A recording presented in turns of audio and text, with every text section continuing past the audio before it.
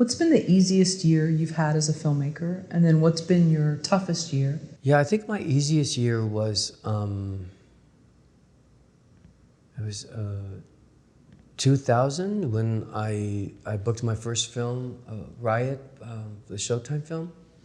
I was brought in under tragic circumstances. The guy who wrote it was Joseph Vasquez, and he passed away, and they were looking for a new director, and it turns out most of the producers went to USC, and there was buzz about my thesis film called Por Vida.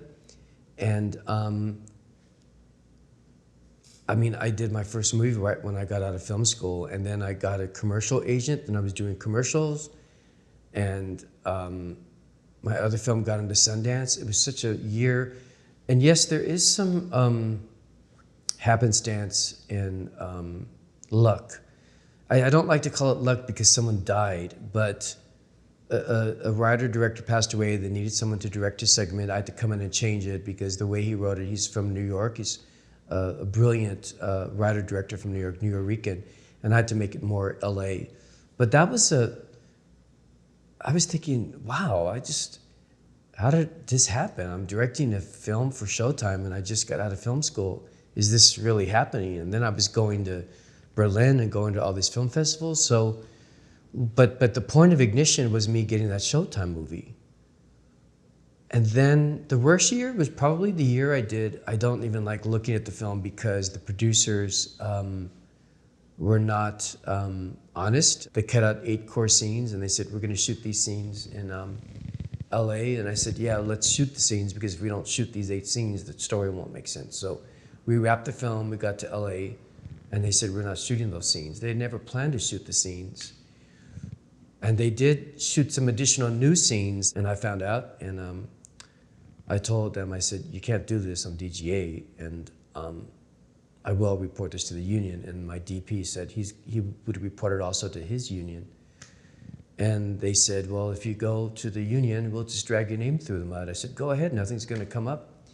So I had to go to my union and fight just to shoot some of the new scenes. And I almost reached the point of surrender where I said to myself, I worked really hard to get into USC, and I worked really hard to come up with the money to pay for to get my master's degree.